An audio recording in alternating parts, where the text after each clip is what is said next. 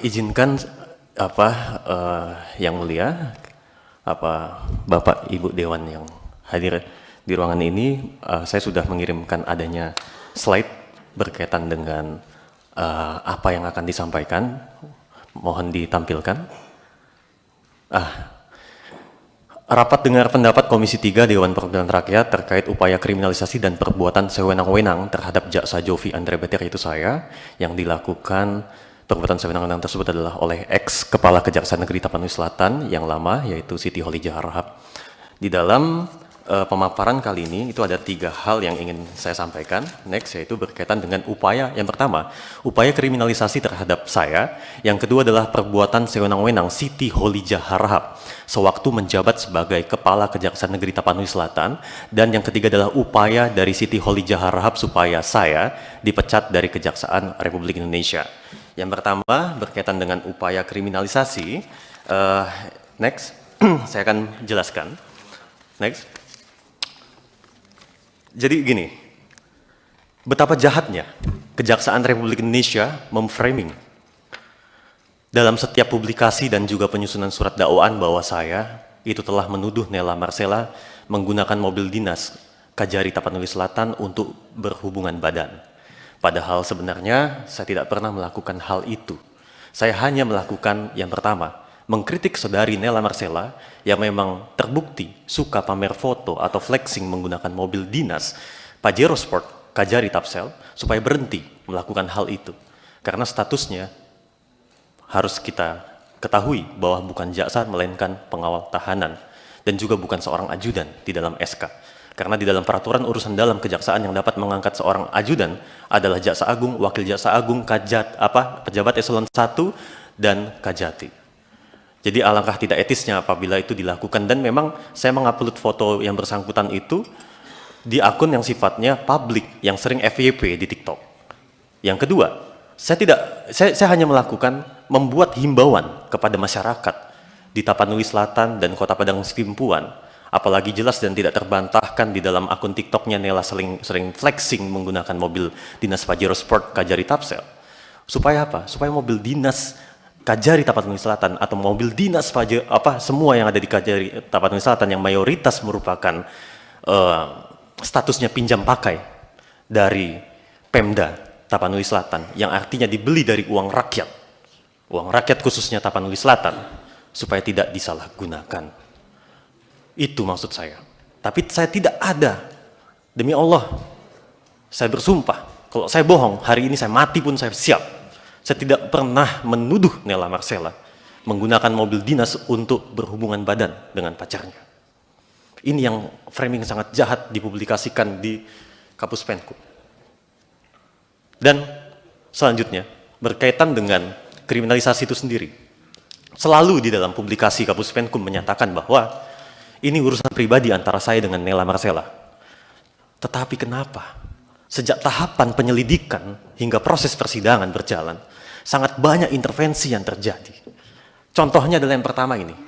Kita lihat bagaimana Siti Kholijah Harahap, yang kita sama-sama ketahui merupakan adik kandung dari Babul Khoir Harahap, mantan Wakajati Sumatera Utara, mantan Kajati Jawa Tengah, yang sekarang menjabat sebagai Wakil Ketua Komisi Kejaksaan, hadir pada saat konferensi pers dan tidak meminta saya yang ditahan pada saat itu di ruangan RTP Polres Tapanuli Selatan untuk hadir juga di dalam konferensi pers tersebut supaya terjadi perimbangan pemberian informasi.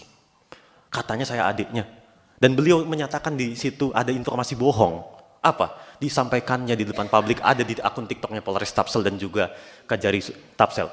Saya memblokir semua nomor pegawai Kajari Tapanuli Selatan. Faktanya, 2 hari sebelum saya ditangkap, saya dihubungi oleh Kasih Pidum. Ada surat panggilan mediasi. Tapi lucunya, kenapa SPDP, surat panggilan penyidikan, tidak diberikan kepada saya, padahal di putusan Mahkamah Konstitusi tahun 2015 atau 2014 menyatakan bahwa terlapor itu berhak untuk menerima SPDP. Tapi ini tidak. Beliau sangat antusias, bahkan memfitnah saya. Memfitnah saya dengan pernyataan bahwa saya memblokir semua nomor pegawai, padahal saya balik dari Medan setelah menghadiri pemeriksaan atas dasar surat perintah dari Bapak Kajati Sumut atas laporan dari Kajari Tapsel bersama dengan Abangda Amiruddin Alamsyah Harahap yang merupakan Kepala Sub Bagian Pembinaan Kejaksaan Negeri Tapanuli Selatan. Ini contoh sederhana adanya bukti upaya kriminalisasi terhadap saya. Dan selanjutnya, terkait postingan saya. Next. Nah, inilah postingan saya. Dan di dalam persidangan pun 2 orang ahli, yaitu Bapak Effendi Saragih, yang dihadirkan oleh Jaksa Penuntut Umum, dan juga yang dihadirkan oleh kami, alhamdulillah ahli langsung diperintahkan oleh Dekan Fakultas Hukum Universitas Gadjah Mada tempat saya menimba ilmu, yaitu Prof. Markus Priyo, menyatakan dalam persidangan bahwa di dalam postingan, kedua postingan ini tidak ada melanggar unsur delik. Karena memang memenuhi kritik untuk kepentingan umum yang tidak dapat dipidana sebagaimana diatur di dalam pasal 45 ayat 7 huruf A Undang-Undang Nomor 1 Tahun 2024 yang mana menggeser penerapan delik formil menjadi delik material dalam arti yang negatif. Artinya ketika perbuatan memang mungkin dinyatakan memenuhi unsur tetapi di situ dilakukan untuk kepentingan umum, maka hapuslah sifat melawan hukumnya. Dan itu yang disepakati oleh 2 orang ahli dalam persidangan dan ada bukti rekamannya.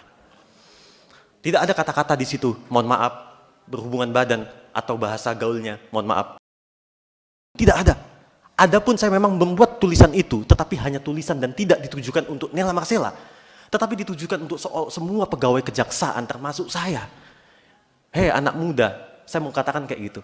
Ayo, kalau kamu mau ngedugem, mau pacaran atau hubungan badan, itu urusan lu pribadi. Gue gak ikut campur, tapi tolong jangan pakai mobil dinas. Itu bukan untuk Nela Marcela. Tapi kenapa Nela baper? Ada apa ini?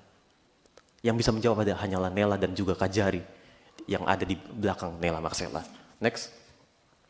Mungkin mohon dibatasi waktunya. Ketua. Inilah bukti, flexi. Ketua, karena ini bukan ruang pengadilan. Iya, dari Nela Marcela. Dan langsung ke slide berkaitan dengan Pak, bukti dari intervensi. pimpinan santai saja Pak, tidak usah menggebu-gebu, santai aja. Iya, karena Tenang. posisinya Pak, mohon izin Pak, sangat luar biasa intervensi itu terjadi membuat saya ini jengkel dengan proses hukum yang ada ini Pak. Gini, Ya kan? gini Pak, total tadi Bapak 15 menit bersama Dengan tim PH. dengan tim. Siap. Bagi Ini dua ada, aja. Bagi ada dua proses aja. kriminalisasi yang di slide. Pimpinan, sebelum diteruskan, Ya, Ya. Saudara Jopi, hormati ruangan ini, bicara yang tenang saja. siap Bapak. Ya. Tidak kata-katamu, Siap Bapak. supaya semua mendengarkan ini. Siap Bapak. Tidak, mana yang pantas diucapkan, ucapkan. Yang tidak pantas, jangan diucapkan. Iya, karena ada di postingan itu Pak, kata-kata itu Bukan, di sini Anda Pak, izin. mengatakan itu. Betul. Ada di Ingatkan sini, Pak. itu, lewat pimpinan, saya ingatkan saudara. Siap Bapak. Siap Bapak. Izin selanjutnya, ini akan dijelaskan oleh tim kuasa hukum berkaitan dengan upaya kriminalisasi sejak tahap penyelidikan. Di slide selanjutnya, next. Di sini. Oke. Silakan kuasa hukum 5 menit. Terima kasih. Assalamualaikum warahmatullahi wabarakatuh. Shalom. Terima kasih kepada pimpinan Komisi 3 DPR RI yang telah memfasilitasi pertemuan ini. Saya ingin menyampaikan beberapa hal terkait dengan kejadian yang kami duga terhadap saudara Jopi, di mana kami rasa memang dikriminalisasi sampai dengan diberikan perlakuan-perlakuan yang kurang layak menurut kami Bapak Ibu. Contohnya kita mempunyai penilaian awal kenapa kasus ini memang sengaja menjadi prioritas dan dikriminalisasi. Yang pertama itu di tanggal 21 bulan Agustus 2024. Saudara Jopi ini dijemput paksa oleh Polres Tapanuli Selatan dan akan ditempatkan di Batalion C Brimob, Mako Brimob. Jadi adanya atensi seakan-akan Jopi ini seorang pelaku yang berhubungan dengan kriminal khusus ataupun aksi-aksi terorisme. Itu di awal. Tapi akan adanya perkembangan pada malam itu juga Bapak Danyon Brimob dari Batalion C menolak untuk dilakukannya penahanan terhadap Jopi sehingga dialihkan di RTP Polres Tapanuli Selatan. Yang kedua, di tanggal yang sama, di tanggal 21 bulan 8 2024 kemarin, saudara Jopi diduga melakukan pelanggaran terhadap dugaan tindak pidana UITE. Tetapi yang bersangkutan ini dicari-cari kesalahannya berkaitan dengan tes urin narkotika. Sementara peraturan dalam Perka Polri itu yang berhak untuk memeriksa salah seorang yang bersangkut paut dengan persekutor atau narkotika itu BNN dengan Polri tapi res narkoba. Nah ini anggota reskrim berani menyuruh saudara Jopi itu untuk dites urinnya. Apa kausalitas dari UU ITE berkaitan dengan narkotika? Sangat kejam menurut kami. Jadi sampai dengan tahap penyelidikan, adanya intervensi dari salah seorang oknum dari kejaksaan berbicara terhadap penyidik pada waktu itu JW Pasaribu agar ditambahi pasalnya. Dan kebetulan saudara Jopi ada juga di situ waktu memberikan keterangan. Jadi memang ada mekanisme, ada prosedur yang memang tidak layak menurut kami. Sampai terjadinya penuntutan, di mana kami menghadirkan saksi ada Chad yang ingin memberikan keterangan, membantu terdakwa pada waktu itu. Bahkan ditelepon langsung dari Kejaksaan Tinggi, agar tidak memberikan keterangan itu di ruang persidangan.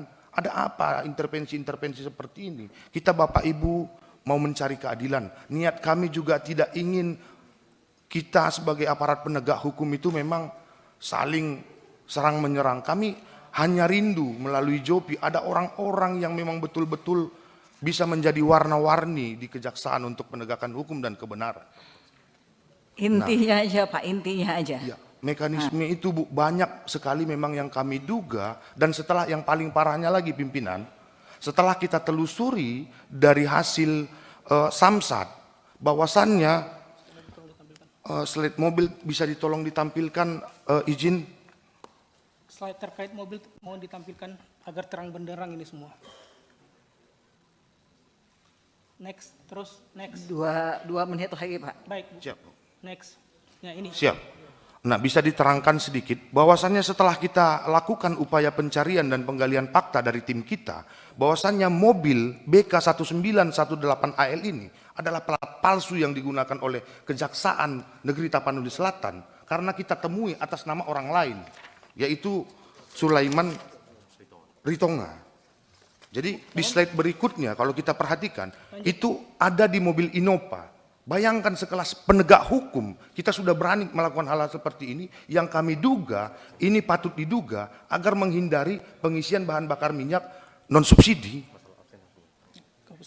Dan terakhir Bu, mohon izin 1 menit lagi. Ini permasalahan absen saudara Jopi yang di luar kausalitas berkenaan tentang dugaan tindak pidana. Jadi patut kita duga sekarang kita telah melaporkan di Polda adanya dugaan illegal akses yang dilakukan oleh Kajari pada waktu itu, di mana saudara Jopi sebagai seorang jaksa kemarin mempunyai kerinduan agar jaksa itu bisa melakukan peninjauan kembali terhadap putusan. Ingin memperbaiki sistem peradilan yang di mana menurutnya jaksa harus memperoleh hak itu. Tetapi dengan berangkatnya Jopi kemarin ke MK, itu absennya dilakukan illegal akses oleh yang kita duga Kajari dengan tim IT dari Kejaksaan Negeri Tapanuli Selatan. Mungkin itu saja. Sedikit tambahan masalah apa yang 29 hari yang sempat viral. Cukup. Oh siap, terima kasih. Ya. Baik, dari Pak Jamwas, Kejaksaan Tinggi Sumatera Utara dan Kejaksaan Negeri Tapanuli Selatan, 20 menit bertiga ya Pak, silakan diatur. Download Tribun X sekarang. Menghadirkan lokal menjadi Indonesia.